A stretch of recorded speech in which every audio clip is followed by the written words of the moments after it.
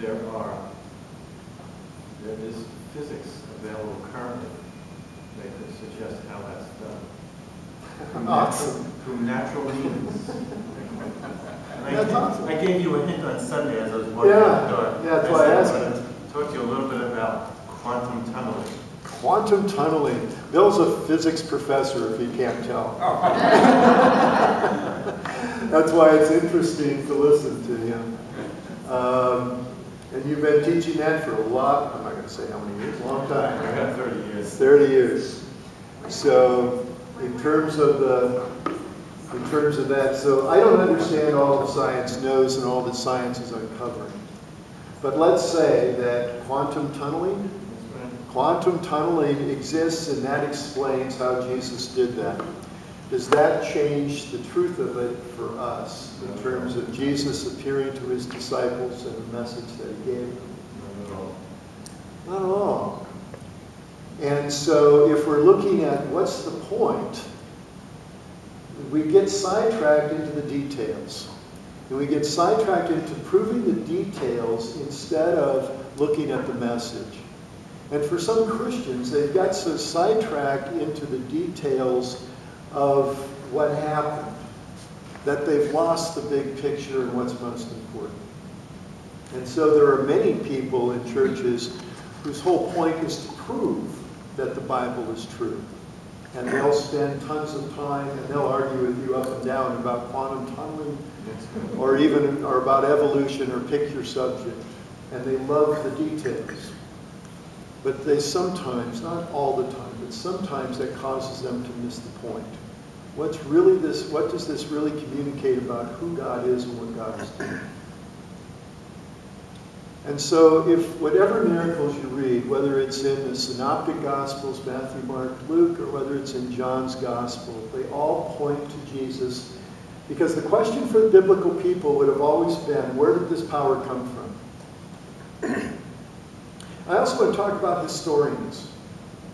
Because those who do biblical interpretation according to what's called the historical critical method, is historians, by definition, cannot say that miracles actually happened.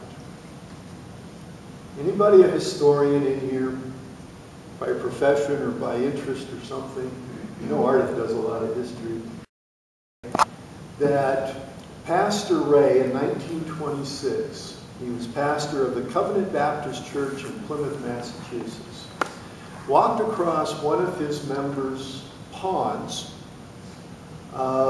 in full view of 50 of his congregation after they had been doing some baptisms in the pond. And as a historian, you can write what the eyewitness said happened. You could write how many people they said were there. You could write exactly how they said it happened. You could write what Pastor Ray was wearing as he walked across the pond, as they saw him do this.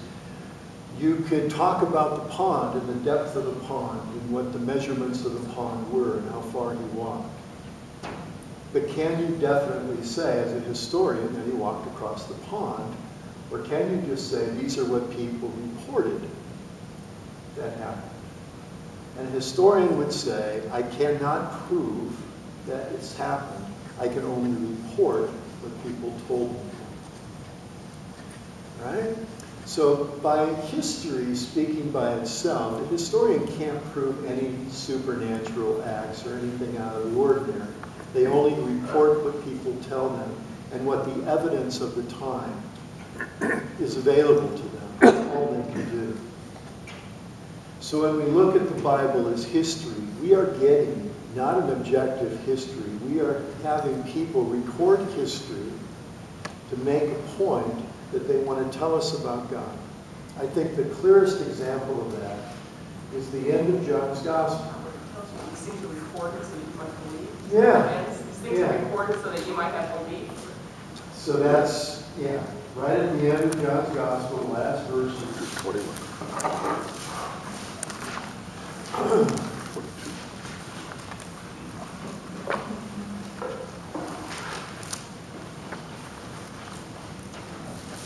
So chapter 21, verse 24, this is the disciple who's testifying to these things and has written them. And we know that his testimony is true. But there are also many other things that Jesus did. If every one of them were written down, I suppose that the world itself could not contain the books that were written. And that's not the one I was looking for. But anyway, that just says there's a whole lot of stuff that they could have written about Jesus, but they didn't. They weren't there just to write everything they knew about him. It was not to be a biography of Jesus. Right, end of chapter 20, Pastor. End of chapter 20, purpose of the book. Now, Jesus did many other signs in the presence of his disciples, which are not written in this book. But these are written so that you may come to believe that Jesus is the Messiah, the Son of God, and that through believing you may have life in his name. The purpose of the writing is exactly that. In John's Gospel, he has 7 signs. He doesn't call them miracle. He calls them signs. They all point to some revelation about who God is in Jesus and how God is working through Jesus. So, signs are something that point to something else. The sign is not the point. The miracle is not the point. Changing water into wine, the point of that is not could Jesus have done it. It's what does it mean? And what does it tell us about who God is? So in all the miracle stories, can we see God? What does it tell us about who God is? Where do we see God leading and directing us? And now if we start looking and defining miracles, any event that points us to faith and gives us faith in God, I bet each of us can come up with many stories in our life in which events happen, in which we could see God or began to point to God, reveal something about God.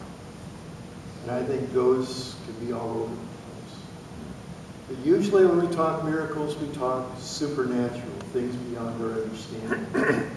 Sometimes I think it's a close call. It's a miracle we weren't killed. Sometimes I think it's my wife arriving in her car at the airport in a foreign place where she doesn't know the way and she gets there to make her flight. Happened to her last week. She claims that's a miracle. But she somehow followed the opposite directions that they gave her and still got there before the people who left before her. She does drive fast, but still, that's a miracle. And for me, I know it is, there's no doubt. For her, that was God taking care of her and getting her out of town and back home. The miracles are that point to God. And so I think some of that stuff that we might be afraid to share because other people would think we're nuts, doesn't matter whether they think we're nuts. What it is our understanding.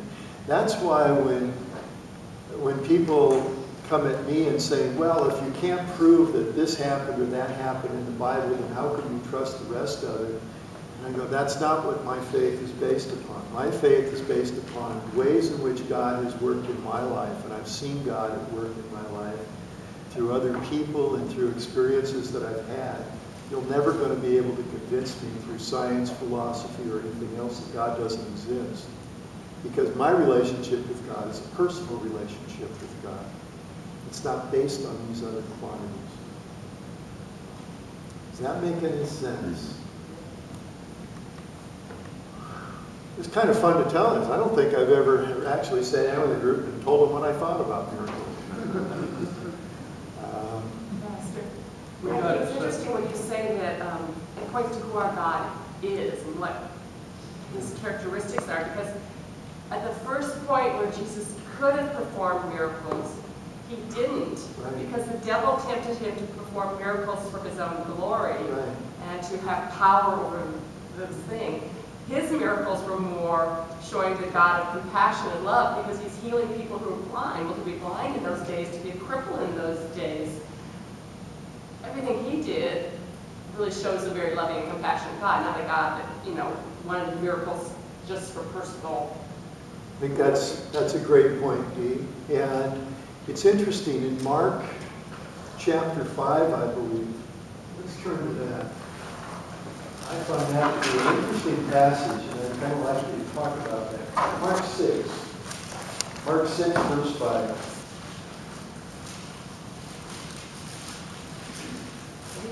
speech guy. Now, this one I don't think was in your reading. Boy, I left my glasses at home. I got these readers. Oh, holy, they're messing with me.